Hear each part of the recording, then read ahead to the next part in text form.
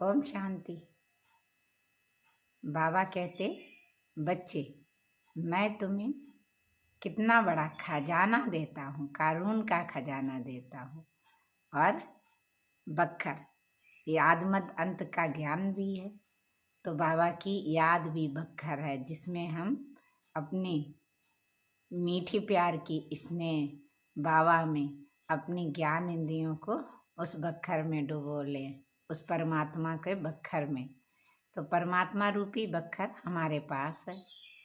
तो उस बखर में हमें, जैसे बखर होता चीटा चीटी लग जाते हैं, तो ऐसा मीठा है बाबा।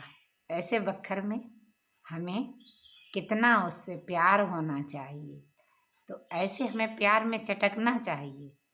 बाबा तो हमें रोज वरदान देते हैं, और वरदान के बारे में हमें स्पष्टीकरण में समझाते भी हैं कि वरदान बाबा निस्वार्थ सेवाधारी हो वरदान देते हैं। यहाँ तो दुनिया वाले किसी की सेवा की तो वरदान दे देते हैं, पुत्रवती भव, सौभाग्यशाली भव। लेकिन बाबा हमें निस्वार्थ सेवाधारी भव बनकर ही सब वरदान देता है। जैसे बाबा वरदान देता है कि अपनी सेवा के लगन के द्वारा ही लौकिक को अलौकिक की प्राप्तियों कराने में वाले ही सच्चे और निरंतर सेवाधारी हैं। एक सेवा में एक बाप की याद हो तो खुशी रहेगी, नशा चढ़ेगा, लेकिन उसके लिए हमें भोजन बहुत शुद्धता से खाना होता है। भोजन शुद्ध और सात्विक हो।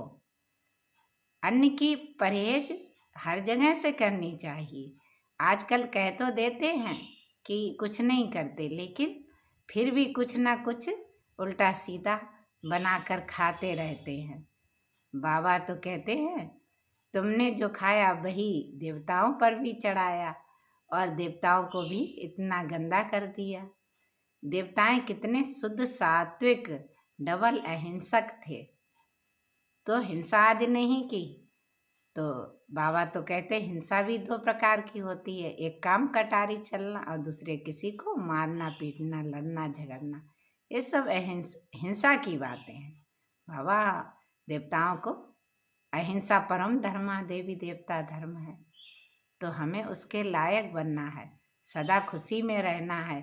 ऐसे नहीं कि हम दूसरे से कहते रहें राम बोलो और खुद बोले नहीं, तो हम भी निकल नहीं पाएंगे।